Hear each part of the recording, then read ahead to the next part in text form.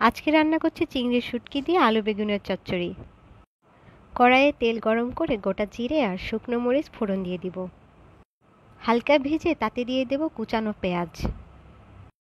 এবার পেঁয়াজটাও ভালো মতো ভেজে নেব। পেঁয়াজটা একটু নরম হয়ে আসলে সেখানে দিয়ে দেব কয়েক টুকরা রসুনের কোয়া। এবার এটা ভালো মতো নেড়েচেড়ে এখানে দিয়ে দেবো আগে থেকে ভালো মতো করে ধুয়ে রাখা চিংড়ির শুটকি।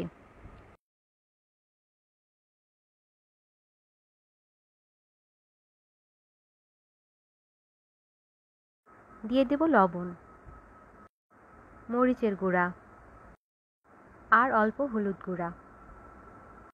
জিরার গুঁড়া আপনারা চাইলে দিতেও পারেন, নাও দিতে পারেন। গুঁড়া মশলা সমেত পেঁয়াজ রসুন ভালো মতো ভেজে নেব। মশলাটা ভালো মতো মজে আসলে দিয়ে দেবো কেটে রাখা আলু। আলু দিয়ে 2 মিনিট ভালো মতো ভেজে নেব।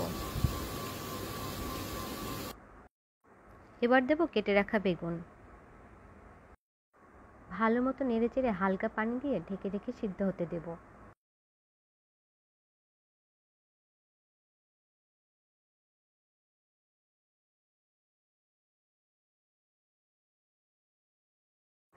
এবার দিয়ে দেবো চেরা কাঁচামরিচ।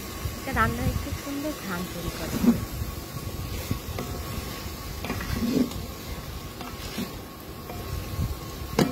আলু বেগুন সেদ্ধ হয়ে গেলে উপর থেকে ছিটিয়ে দেব কিছু কাটা ধনেপাতা।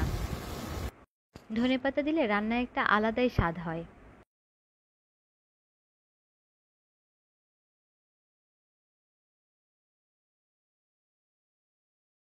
এবার পানি শুকিয়ে আসলে রান্নার কাজ শেষ।